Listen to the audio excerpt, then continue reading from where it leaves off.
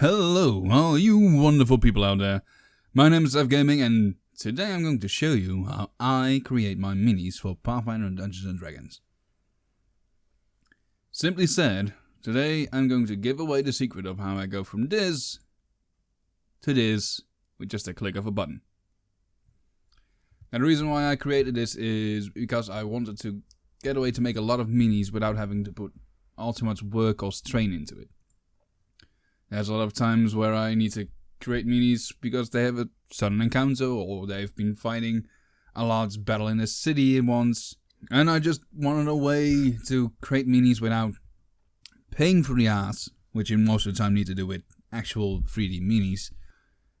And make it a bit more fun for everyone around you in the playing room to actually have some minis to play with. So the first thing I want to do is actually get a few characters. So I took the liberty of going around the internet and finding this lovely little picture of a goblin and of an orc. And today I'm going to show you how to make some nice little minis of these. So let's begin with this orc. We see here that there's quite a large picture, especially when we go into the image size. You see that it's about 10 inches wide and 15 inches high, and that's quite a low base resolution.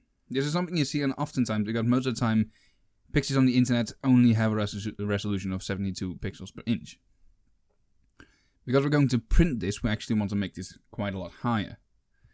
Because an orc, for example, is a medium-sized creature. That means that on the grid you want to make them 1 inch by 1 inch. Because most of the time when we're actually using battle maps or that kind of things like that, we're using a 1 inch by 1 inch grid.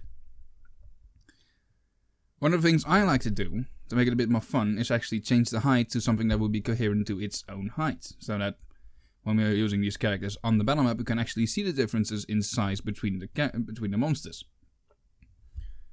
Now I'm a European, so I work most of the time with a metric system, but when we take a look at, for example, the orcs, they are most of the time between 6 and 7 feet. That will make between 180 and 210 centimeters, I believe.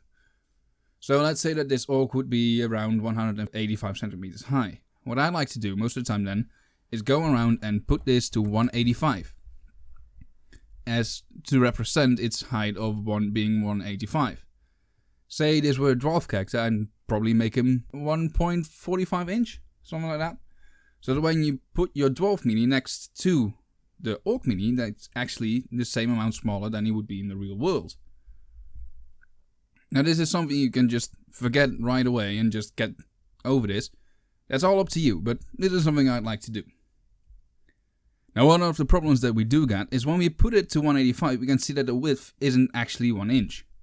So that's something we want to change later on.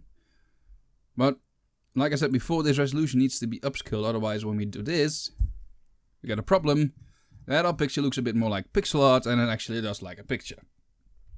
So let's go back for now and change this to a nice resolution of, let's say, about 330 and put the height back to 185. Now, let's go for this. There we go. Now the first thing we indeed want to do is set it so that the width is actually 1 inch, because we need that to create our characters in the right size. So instead of going for the image size this time, we want to go for the canvas size. So that would be clicking here, or either Alt-Control-C on the Windows or Command-Alt-C, I believe, on the Mac. Now what we can see here is the same kind of size and everything. And we want to make sure, by the way, that relative isn't ticked on, otherwise it adds to what's already there. And we take this width and now set it to 1. Now what this will do is actually crop the image for you. So let's set it on OK.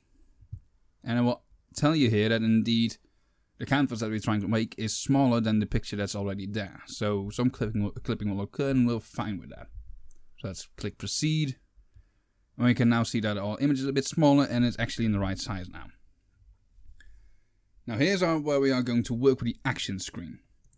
This action panel is what we need, and the way to get it is actually going through here in the Windows menu and then click on action. I'll make it appear here. And the first thing we want to do then is create a new action. So let's say this is a mini, and let's put behind that 1 inch by 1 inch.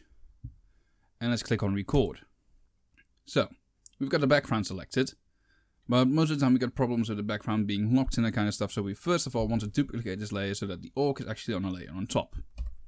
So we press Ctrl J or we go here and press duplicate. Now we want to stay on this background for a little bit and fill this with white. The way we do this is either using the Shift F5 command or we go here into Edit and we press Fill. We want to make sure that this is on white and then we go for OK. As we can see here, the background is now completely white. Next up, what we want to do is actually create some space for our little orc to be doubled and mirrored on the other side, so that when we stick them together later on, that you actually have a front and a back side. So we first want to change our canvas size again to double it in height. So let's go back to canvas size.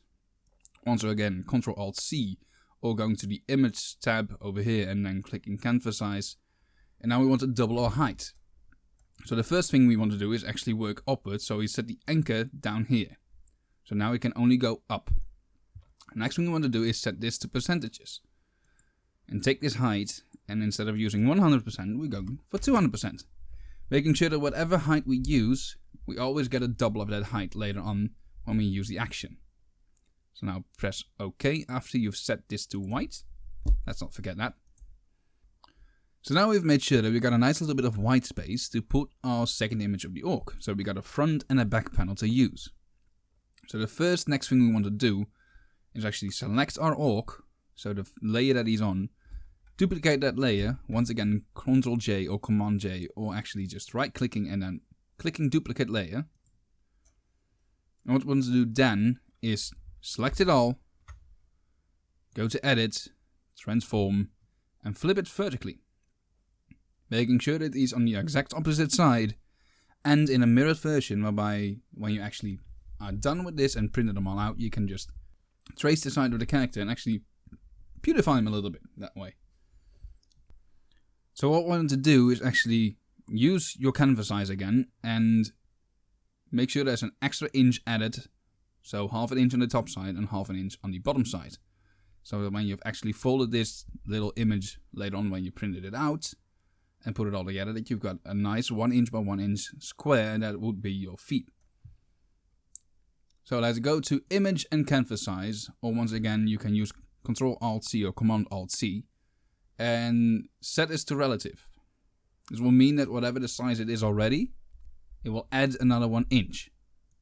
So let's set the height to 1 inch added and make sure that your anchor is in the middle, so it will add half an inch on the top side and half an inch on the bottom side. Make sure that your canvas extension color this time is black. It can be any color you want. Black is most of the time the easiest to use, especially since this will be an automated action later on. And all we need to do now is press OK. Now we've got this nice little mini here, which is the right size, the right form, and has its own feet. But the handiest thing about actions is that you can actually record any action. It also means recording, saving your file. So we want to keep this record on and go Ctrl Shift S or our Command Shift S, or just go to File and Save As. And this time we go into the folder Minis. And let's save this as a JPEG. Now once we press Save, press OK. And now we can see that it actually recorded us saving this character. So we can now stop the recording of the action.